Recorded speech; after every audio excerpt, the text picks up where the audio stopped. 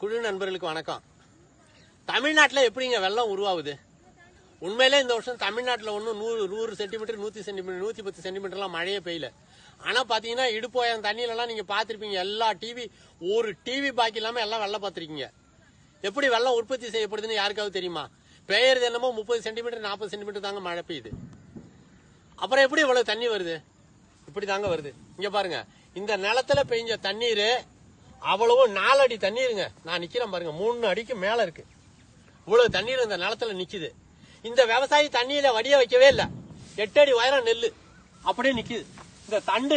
இந்த தண்டோட சுற்றளவை பாருங்க. இங்க பாருங்க, ஒரு தண்டு இதை கொஞ்சம் காட்டுங்க. இங்க பாருங்க, ஒரு நெல்லு தண்டோட சுற்றளவை நான் அளக்குறேன்.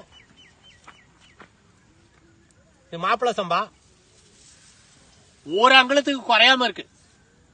ஒரு அங்குலத்துக்கு குறையாம இந்த தண்டோட சுத்தளவு. சரிங்களா? இங்க பாருங்க, இவ்வளவு இருக்கு. இவ்வளவு தண்ணி நின்னாலும் இது அதுக்கு மேல எழுச்சி விளையுதுங்க. ஆனா அத பக்கத்துல நட்டுருக்காரு பாருங்க, பாலமுருகன் வயலுக்கு பக்கத்துல ஒருத்தர் நட்டுருக்காரு. 1/2 அடி அல்லது 3/4 அடி தான் இருக்கு. அந்த பயிர் எவ்வளவு இருக்கு? ஒரு 3/4 அடி 1 அடிக்குள்ளதான் பயிர். அதுலயே கதிர் வந்துட்டு அவர் எப்படிங்க 3 அடி உயரம் தண்ணியை நிறுத்துவாரு? மழை பெய்யற அன்னைக்கு முத நாளே அவருக்கு வயிற்றெல்லாம் புளி கரைக்க ஆரம்பிச்சிடும். வயிற்றுல அமிலம் பாயும். தண்ணியை வடிய வைக்காம முடியாது. ஆனா ஒரு கிராமம் பூரா பெய்யுதுங்க 30 சென்டிமீட்டர். எல்லா தண்ணியும் ஒரே நேரத்துல அந்த கிராமத்துல இருக்கிற சின்னோண்ட ஆறு எப்படி வடியும், எப்படி கொள்ளும்? எல்லாரும் ஒரே நேரத்துல வடிகட்டுனா மேட்டுல இருக்கிற தண்ணி பள்ளம், அதுக்கு அடுத்தது பள்ளம். அவங்கவுங்க நிலத்துல பெய்யுற தண்ணீரை நிறுத்திருந்தா வெள்ளமே கிடையாது. இவர் தான் 1 அடி உயரம் நெல்லு நடுறாரு. எப்படி 30 சென்டிமீட்டர் தண்ணியை நிறுத்த முடியும்? இந்த மாதிரி 5 அடி 6 அடி உயரம் 8 அடி உயரம் உள்ள நெல்லை நட்டுருந்தாருன்னா தண்ணி வயலே நிக்கும், வெள்ளமே வந்திருக்காது. தமிழ்நாட்டுக்கு வேண்டிய தண்ணீர் பூரா தமிழ்நாட்டிலே நின்று இருக்கும். கர்நாடகாவில் பெய்யுற தண்ணீர் கர்நாடகாவுக்கு, கேரளாவில் பெய்யுற தண்ணீர் கேரளாவுக்கு, தமிழ்நாட்டில் பெய்யுற தண்ணீர் மட்டும் தமிழ்நாட்டில் விட்டு கடத்திட்டு நம்ம தண்ணிக்கு தவிச்சுக்கிட்டு இருந்தா யாரு பொறுப்பாவாங்க? அவங்கவுங்க நிலத்துல பெய்யுற தண்ணீர் அவங்கவுங்க நிலத்திலே நின்று இருந்தாதான் கோடையில தண்ணி எடுத்தா தண்ணி வரும். பூமி கீழே கடலுக்கு கீழே இருந்தா தண்ணியை உறிஞ்சி எடுத்துக்க முடியும். மழை பெய்யுற தண்ணீர் தான் தூய்மையான தண்ணீர். அதை நிலத்துல நிறுத்தினாதான் பூமிக்கு வெளியில நிறுத்துற எல்லா பொருளையும் பூமி தன்னை நோக்கி இழுத்துக்கும். தரைக்கு மேல ஒரு அங்குலத்துல ஒரு கல்லை தூக்கி எறிங்க, ஒரு அங்குல உயரத்துல இருக்கிற கல்லை பூமி இழுத்துரும். அதனால பூமிக்கு மேல இருக்கிற எந்த பொருளா இருந்தாலும், தூசியா இருந்தாலும் இழுத்துரும். பறக்கிற பொருள் எதுவா இருந்தாலும், ஒரு பேப்பரை தூக்கி போடுங்க, தரைக்கு மேல பறந்துட்டு திருப்பி கீழே இழுத்துரும். பூமியினுடைய ஈர்ப்பு விசை இழுத்துரும்.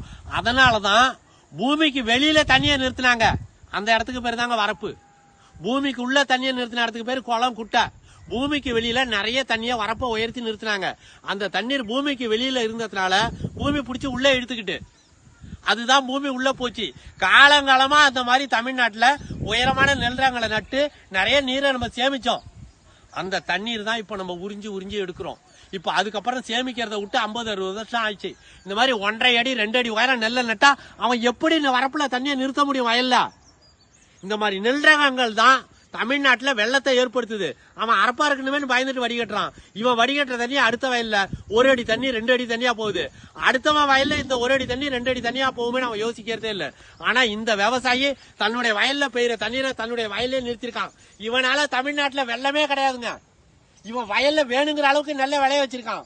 இந்த மாதிரி ஒவ்வொருத்தரும் அவங்கவுங்க நிலத்துல பெய்யுற தண்ணீரை நிறுத்திருந்தா ஏது வெள்ளம்? வீட்டு கூரையில பெய்யுற தண்ணீர் வடிஞ்சிருக்கும், ரோட்ல பெய்யுற தண்ணீர் வடிஞ்சிருக்கும், ஆற்று கரைகள்ல பெய்யுற தண்ணீர் வடிஞ்சிருக்கும். வேற தண்ணி வடிய வேண்டிய இடம் எங்க இருக்கு? நஞ்சை நிலங்கள்ல பெய்யுற தண்ணீர் நஞ்சை நிலத்துல நின்று இருந்தாலே புஞ்சை நிலத்துல இருக்கிற தண்ணீர் சுலபமா வடிஞ்சிருக்கும். வெள்ளத்தை நம்ம தான் செயற்கையா ஏற்படுத்துறோம். குட்டை ரக நெல்களை நடுறது, வரப்புகளை ரொம்ப குட்டையா வச்சுக்கிறது, பெய்யுற முதல் நாளே எல்லா தண்ணீரும் வடிய விட்டுறது. பூமி உறிஞ்சி தண்ணியை எவ்வளவு தாங்க எடுக்கும்? மழை கிடைச்சா தானே உறிஞ்சும். பூமி உறிஞ்சின தண்ணீர் தாங்க பூமி தோன்றிய நாள்ல இருந்து இன்னைக்கு வரைக்கும் எல்லாரும் பயன்படுத்துறோம். அருகம்புல் தனக்கு வேண்டியதை எடுக்குது, ஆலமரம் தனக்கு வேண்டியதை எடுக்குது, மனுஷன் தனக்கு வேண்டியதை எடுக்கிறான், ஆடு மாடு தனக்கு வேண்டியதை எடுக்குது. பூமி தாங்க எல்லாருக்கும் வேண்டிய தண்ணீரை குடிக்கும். பூமியை தண்ணீரை குடிக்க அனுமதி கொடுங்க முதல்ல. நீங்க பத்திரமா இருக்கலாம், ஊர் உருப்படும், நம்மளும் பத்திரமா வாழ முடியும். பிச்சை எடுக்கிறத நிறுத்தலாம், நிவாரணம் கேட்டு போராட வேண்டாம். தமிழ்நாட்டுக்காக தண்ணீரை போய் பிச்சை எடுக்க வேண்டாம். தமிழ்நாட்டுக்கு வேண்டிய தண்ணீரை தமிழ்நாட்டிலேயே உற்பத்தி செய்யலாம். நன்றி, வணக்கம்.